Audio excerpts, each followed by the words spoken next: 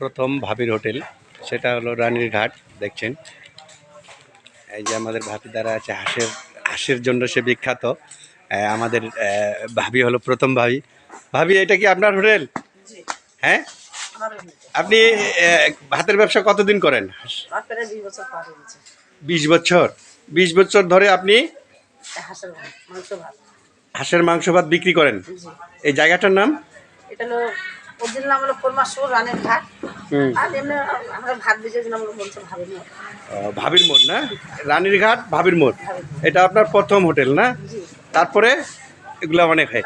এখন অনেক অনেক হোটেল রয়েছে দেখছেন। আমরা আপাতত রানীর ঘাটে রয়েছি, রানীর ঘাট হোটেল। এই যে আপনারা দেখছেন, এটাও ভাবির হোটেল। এই দেখেন, এটাও ভাবির হোটেল। আপনারা দেখছেন ব্যানারগুলো। আরও যদি আপনাদেরকে দেখাই, এই যে এটাও ভাবির হোটেল, আসলে নামকরা ভাবির হোটেল রানীর ঘাট। আরও যদি আপনাদেরকে দেখাই,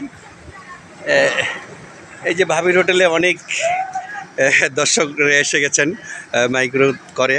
দেখেন এই যে রানীর ঘাট, এই যে এখানে দেখেন আপনার, এটাও ভাতের হোটেল রানীঘাট। আসলে একটা ভাবির হোটেল অনেক ভাবির হোটেল হয়ে গেছে আসলে। আমরা এখন রানীর ঘাট ভাবির হোটেলে রয়ে গেছি।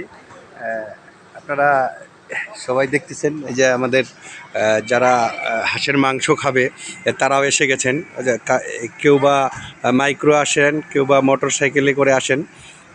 সেটার জায়গার নাম হলো রানীর ঘাট, রানীর ঘাট ভাবির হোটেল। এই যে দেখছেন আপনার সাইনবোর্ডগুলা, আসলে আমরা আপনাদেরকে দেখার চেষ্টা করতেছি। এই যে বেলি ভাবির হোটেল এক-1, আসলে আপনাদেরকে দেখাচ্ছি।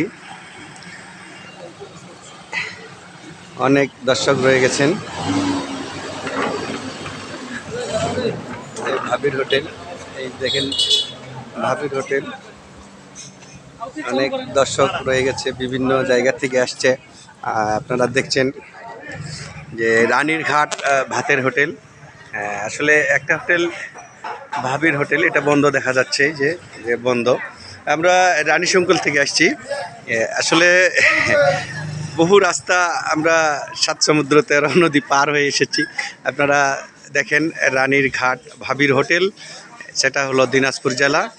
ঠিক আছে, ওকে, ধন্যবাদ সবাইকে।